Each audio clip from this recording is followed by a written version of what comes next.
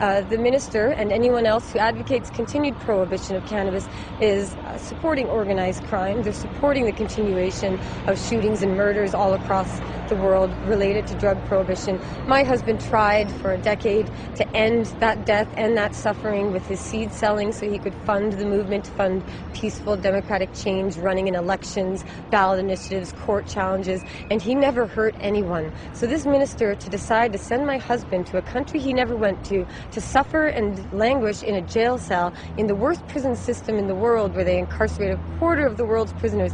My husband doesn't deserve that, and I would say the Minister of Justice is evil, and his policies that he continues to advocate, these tough on crime policies, are going to hurt so many Canadians who are currently free amongst us, harming no one, and I would say that's evil. Do you think that he's actually reneged on a deal? It's your understanding with just the one charge that he had a deal there and that he's now... Well, Marc had agreed to the deal with the United States, so Marc and the feds down in Washington State had agreed to a 5-year plea deal should he be extradited. It was then the file given to the Minister of Justice to determine if Marc would be extradited on that one count, and he had the option of all 3 counts, but as I said, the Americans and our own Justice Department memorandum said 1 count would be sufficient, but the minister has gone above and beyond that, and again, I think it's just to punish my husband. Is this a tough on crime aspect of the justice ministry? What do you think would be the motivation? I'd say that they're just sick and tired of my husband, and they're sick and tired of people calling and relentlessly saying don't punish him or anyone else, because my husband is just one man being punished in this war on drugs out of millions of people. I'm punished. I'm going to be suffering. I'm going to be sleeping alone and worrying to death about my husband, and that's punishment on me. And this minister, he's tough on crime, but really it's all about punishment. This government is an evangelical government, somewhat like George Bush's, and we know that George Bush's people came up here to help this conservative government win and draft their policies, and that's why a lot of the laws being introduced are American-style legislation. A lot of it reflects what happened in the United States previously, and now the Americans are changing their laws. They're getting rid of mandatory minimums. They've realized tough on crime doesn't work, and they're getting more progressive, whereas our government is left in the old ages, and they just want punishment. They just want suffering and hellfire and damnation. They're not about rehabilitation or helping people at all. They just want to make people suffer. Are you going to be able to see him before he goes? What are you hearing now as far as your accessibility? I hope that I'll be able to go visit him at North Fraser pre-trial before he is taken down to the border. I don't know how soon it will happen. It could be tonight. It could be a week from now. I feel terrible that when I saw him go off, I really believed that he would come out again later today, and I wish I'd been giving him a bigger kiss, maybe a bigger hug.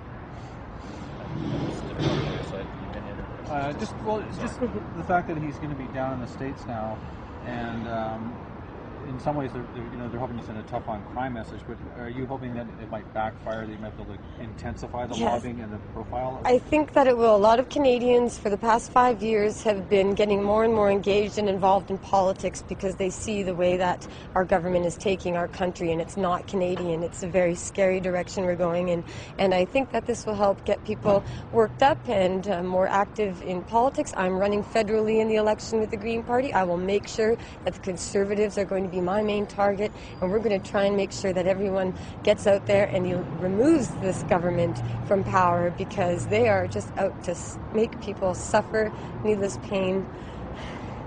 But what's your option now as far as an appeal is out of the question as far as trying to reverse? He's not allowed to appeal the extradition order on the count that he agreed to, the plea deal. However, I want to talk to my lawyer about appealing the decision to extradite him on the other 2 charges, seeing as that opens up the possibility of a much, much worse punishment, and considering the Americans and the Justice Department told the minister not to do it on all 3, and he's gone ahead and done that, I think that's a very bad idea, and we will be focusing on trying to maybe change that. I'm going to be fighting for Marc no matter what, whatever it takes. Until I see him again, I will not stop. And Jodie, on the 5 years, is the 5 years in custody, or is there an option that could be less? In the United States, they only get early release at 85% or 80% of their sentence. So Marc will be there for at least 4 years and 2 months unless I am able to get him transferred here to Canada. And that rests on the Public Safety Minister, currently Vic Taves of the Conservative Party. He's the one to decide if Marc can come back home. But again, this government is starting to introduce legislation to prevent Canadians from being brought home from abroad. And again, it's all about punishment and making people suffer. And so how much attention are you going to put on that aspect of trying to get him to be returned? That will be our main campaign, because I find it unlikely that we'll be able to prevent him from being extradited or sentenced on the count he pled guilty to. So our campaign will be entirely to get him just brought back home. Sort of sense here. Yeah.